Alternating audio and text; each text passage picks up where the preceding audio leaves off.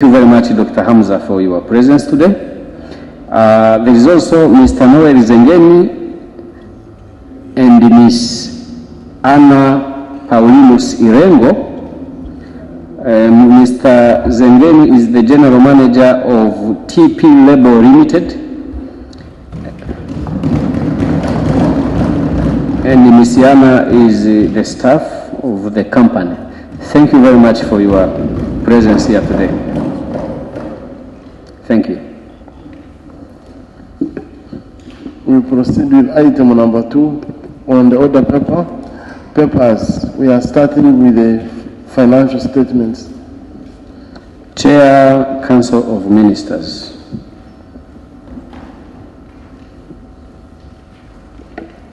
Mr. Speaker, sir, for any expenditure to form part of the budget of the community, it has to first be appropriated by the Assembly. This is in line with Article 49 and 132 of the Treaty for the Establishment of the East African Community. You may recall that in June 2018, this House approved a total sum of 99,770,716 US dollars as the budget of the East African Community for the financial year 2018-2019. Subsequently, the community received additional funds from various sources amounting to 12,679,598 US dollars for all the organs and institutions of the community. At its 37th and 39th extraordinary meeting, the Council approved the supplementary requests, which I would like to table before moving the first reading of the bill.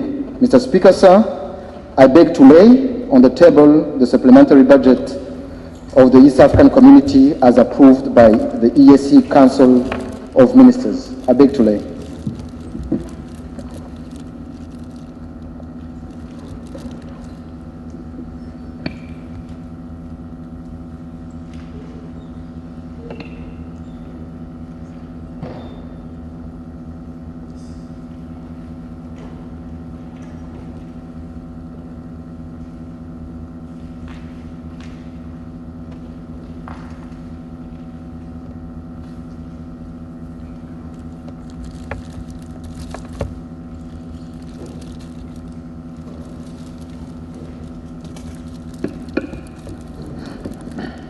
Thank you, Honorable Minister, Council Chair. We proceed with item number 3 on the order paper, bills first reading by way of motion. Honorable Chairperson, Council of Ministers. Mr. Speaker, sir, having laid the budget framework, I, in accordance with Rule 66 of the Assembly Rules of Procedure, beg to move that the East African Community Supplementary Appropriation Bill 2019 be read for the first time. I beg to move. Second, Honorable Ministers Isabella Julius Maganda, Honorable. Thank you. So the bill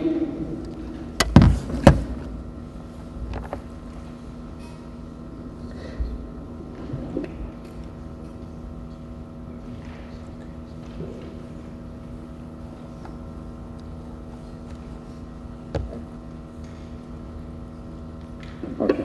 Thank you. So the bill and the financial statements of the committee on the bill is referred to the Committee on General Purpose for further analysis.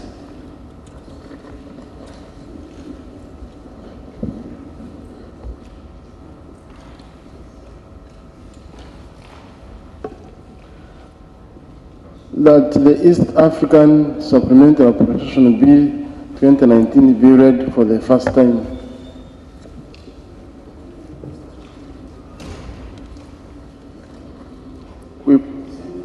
We proceed to item number 4 on the order paper, report on the Committee of Communication, Trade and Investment on the status of implementation of the single customs territory in the EAC partner states.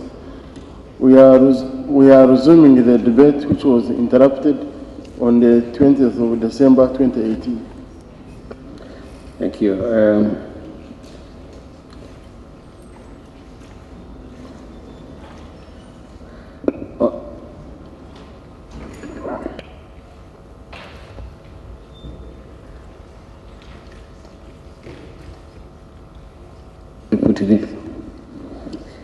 Honorable members, you remember that this item was already before the House and the debate had ensued.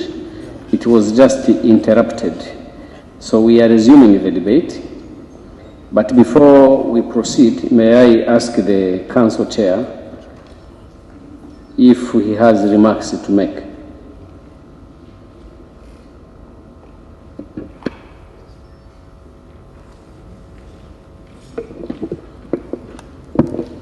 Thank you, Mr. Speaker. Since it is a continuation of a debate of December, I think it will be better to hear all views of members of the Parliament of the East African Legislative Assembly. Then the Council will address some of those issues that will be raised by Assembly members. Thank you, Honorable Minister. May I also ask the chairperson of the Committee on Communication, Trade and Investment if she has remarks to make before we resume the debate? I know you will have to come back at the end of the debate, but just to put the Assembly to speed, just in case you wanted to make any remark to that point. Thank you, Honorable Speaker, sir. As mentioned earlier, the debate was interrupted during our last plenary. However, most of the points that were raised by the members who were present were positive of the report. There wasn't any specific amendments that were tabled. Perhaps maybe there will be at this juncture. And then I will save the general remarks on some of the points that were raised. Thank you. Thank you. So, honorable members, by way of reminder, the motion before the House is that the report of the Committee on Communication, Trade and Investment on the status of implementation of the single customs territory in the EAC partner states be adopted by the House. Debate is open.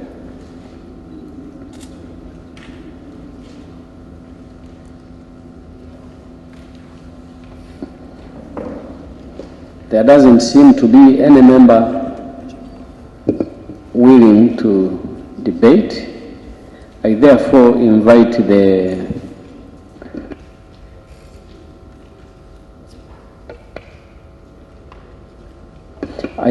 chairperson of the CTI to respond.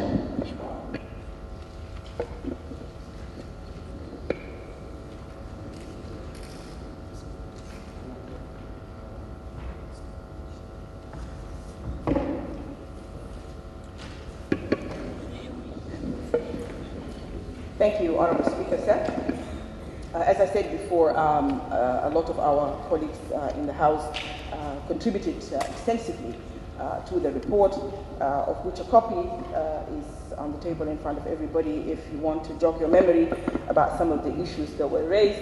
But I will just give a summary of some of the salient points that were commented on by the honorable members in the House. One of the points that was raised was the issue of the timely dissemination of the reports by the Assembly. There was an example that we had the Central Corridor and the Northern Corridor oversight report that was, and I think it was confirmed, that these reports do get transmitted to the relevant assemblies in the National Committee. But however, what we found is that some of the pertinent issues that are raised, the stakeholders are not aware, because what we wanted to do was to follow up from whatever has been done before to see whether some of the points that were raised have been addressed. But unfortunately, most of the committee members that visited some of the ports and the different locations, there was a lack of information with regards to the issues that were raised in these reports. That's one of the things that were raised, that there has to be a more focused way to transmit this information to the relevant bodies, so that when we do follow up, that we are all on the same page. One of the issues that was raised is the lack of harmonization of standards that needs to be addressed so that we can trade. Specifically, this causes a delay and cost for traders. If the standards of your goods are not accepted by one or other member state, your goods can stay there for a very long time, which means, of course, it's loss of money. So this is one thing that was raised, that it causes a lot of barriers to trade. Another issue that was raised is the issue of immigration visas and work permits, that there is a need for harmonization. And I think one of the examples that was raised also is the fact that certain member states still charge visa charges for the members to visit. For example, Kenya, Uganda, and South Sudan, they charge each other visa costs when members visit, while the other member states do not, for example, charge South Sudan. So there is a need to harmonize, and there is a need that this has to be standardized across board so that we can facilitate freedom of movement of people and goods. Also, there was a question about scaling up the sensitization process in the sense to make it more relevant and to have it to be targeted. Also, what we have noticed is that a lot of the laws and informations, when we visited the various member states, some of the stakeholders were not aware about the laws of EAC. So there is a need to have scale up the sensitization, but make it more specific and relevant to the stakeholders. If a trader, for example, would want information about, what is the status of the certificate of origin, that is relevant to them. But if you talk, for example, to other stakeholders, it might not be relevant. So there is a need to sensitize in terms of relevance to the stakeholders. Of course, one of the biggest issues also that was raised by one of the members is that some of the recommendations in the report should be, the time frame should be specific. For example, one of the recommendations, we said that countries should drop the visa charges, the specific countries, and we urged the Council of Ministers that by the end of 2019, this should be harmonized. They shouldn't be charging visas or charges for work permit. Members also commended that despite the fact that there's a lot of obstacles still and challenges through the NTBs, I think it's important to also be positive. We have come a long way. Despite of the challenges that are there, trade is still happening. Yes, there are obstacles, but I think it is good also to mention some of the good practices that is also happening. The members also mentioned that we should acknowledge the good working relationship between clearing agents between Uganda and Rwanda, and the importance of emulating or perhaps taking on board some of these positive things and try and see if we can do it across board. There was a big discussion ensuing about the establishment of the Trade Remedies Committee. A lot of the NTBs and the challenges and the barriers to trade, how do we get to know about it? We did an oversight, for example, the Northern Corridor and the Southern and the Central Corridor. The Committee on Communication, Trade and Investment did an oversight. Same issues get raised, but where is the space to address these issues? The protocol already provides for the establishment of the Trade Remedies Committee. Now, we have had since an opportunity as a committee to look into that issue further through our capacity building, and we will probably talk about it in more details. But at this juncture, I think there is a need to look at where we are with the establishment of this Trade Remedies Committee. Because in that space, a lot of the issues that keep getting raised by the stakeholders can be addressed. And I think it is important to mention that this is one of the issues that would go a long way in timely addressing the challenges and the trade barriers that keeps cropping up. There are reasons why it hasn't been established yet, but that we will go into that in more details in our other reports. and we probably would, maybe ask the Council of Ministers to give us a status on that particular thing. These are some of the general items, I think, that cross-cutting that were raised by the members.